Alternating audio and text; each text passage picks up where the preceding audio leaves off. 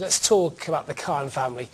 Amir Khan, a bit useful, isn't he? But he doesn't have the monopoly in his family anymore. Brother Haroon is forging himself a successful amateur career, and he joins us on the line right now. Haroon, welcome to the show. Hey, you right? Yeah, you okay, Harry? Yeah, great to have you on. Tell me, Harry, how does it feel to take the Khan name into the ring with you? Yeah, it feels great. I'm just hoping to follow his footsteps and hopefully box for England and represent the country for the Olympics in 2012 and get one better. Well, listen, Harry, at this stage you're slightly in advance of Amir because you're a bit older. You know, he was about this time before the last Olympics. He was only 14, and you're what, 16 at the moment or 15?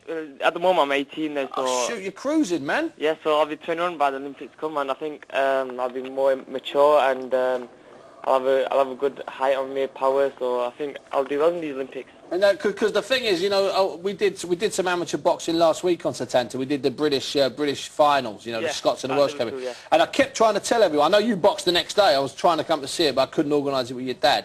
And I know that I was trying to tell everyone that nothing's closed at the moment.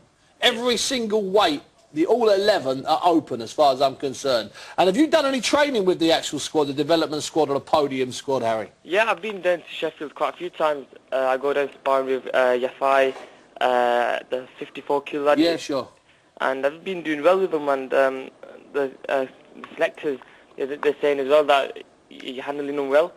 So good. I keep going down once, twice a week and have a few rounds with them. That's all you can do, and all you can do, Harry, you know this yourself from the 18 months before Amir went out to Athens. The best you can do is just try and get overseas as often as possible, because that's what turned your brother into such a brilliant amateur at the Olympics. Yeah, he went to about 15 tournaments, do you remember? Yeah, I still remember them days, and it just makes me want to train more harder, and hopefully I get up there as well. Well, let's hope so. Listen, I'm going to ask you about your brother now. Are you going to fly over, or are you going to wait till he gets back before you see him next time? You're going to fly over and see him in the gym over there, or wait till he arrives home? Normally I'll fly over and go see him and have a few weeks there myself as well.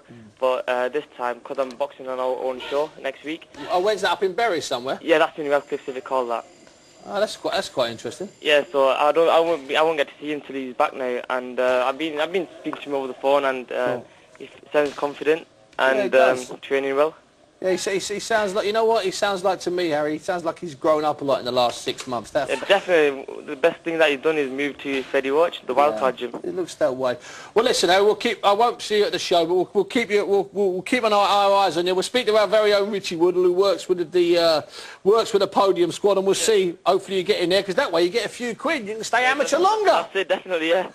Harry, listen, well done for winning last week. Cheers, thanks a lot. No problem. Thanks a lot, Steve. See you later, Harry, Cheers, mate. bye. He's he's under a lot of pressure. When Amir first turned pro, Harry was what? That would have made Harry about 15, 14, 15. And there's a lot of people sort of plumping quite a bit of pressure on him. It's going to be tough. You've got a tough name and there was all those 2012 early pieces in magazines and articles, and Harry was always the boxer, always the boxer. And I'll be honest with you, in a couple of tournaments, the decisions against him, you know, he lost, the decisions against him were debatable. There was one particular one, I remember talking to his dad and also Amir about it, and apparently it was a disgrace. Harry won it hands down, and it didn't go for him. Now, that could have been a backlash against all the publicity he was getting. It's a couple of years on, I thought he was only 16 or so. It turns out he's 18. I've lost track of time myself. And I'm pleased, you know, he's settled down. He won a title last week up in Liverpool, and I just want to say it again, every single one of those places open from last year's championship. Can I mention a couple of names from last week's boxing, Andy? We've got to move on. Oh, no, we can move on. I was just about to point out that Harry's side, the amateur ranks, are looking fairly healthy right now. Yeah, they are looking healthy. And it's a strange old thing. I was talking to James DeGale last week. You know, we were up in Liverpool, Andy, at the GB Championships. And it's not that you can say, oh, he's brilliant. Oh, he's brilliant. He's brilliant. He's brilliant. No, what there is, Bradley Saunders obviously slightly above one or two of them.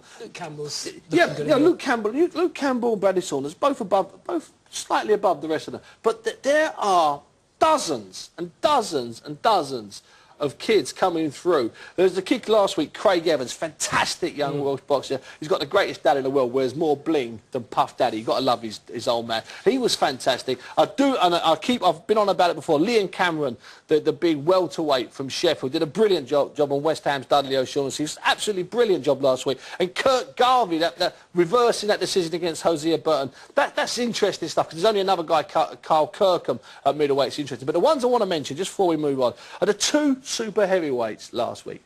Both, between them, I think they had 42, 43 bouts, which is ridiculous when you consider that going into the last Olympics, David Price had probably had 70 international bouts. These only had about 42 between them. Now, they both look good, they both stand up, they're both young, and they're both fit, and they actually look like super heavyweights. Now, those two kids, Ross Henderson from Scotland, who lost actually to the Welshman Andrew Wynne-Jones, I tell you, both of those two, they're not in either the podium or the development squad as part of the British Amateur Boxing Association or the Great Britain Amateur Boxing Association. I'd sling them straight in. I've got to be honest with you, if I was one of the selectors, if I was picking people, right now I think there's a pool of about 40, and I mean 40. That doesn't include the 15-year-olds who might develop and shine and come through like Amir Khan's at 17 come 2012. It is extremely sexy as far as I'm concerned. If I don't mention this name, you'll kill me for it. I should mention Gamal Yafai because he had you purring again, didn't he? Yeah, we like him a lot, man. He's only a little light fly. He lost too much weight last week. I don't like that. He's got to work out what he's going to do with his brother. Him and his brother look like they're around the same weight.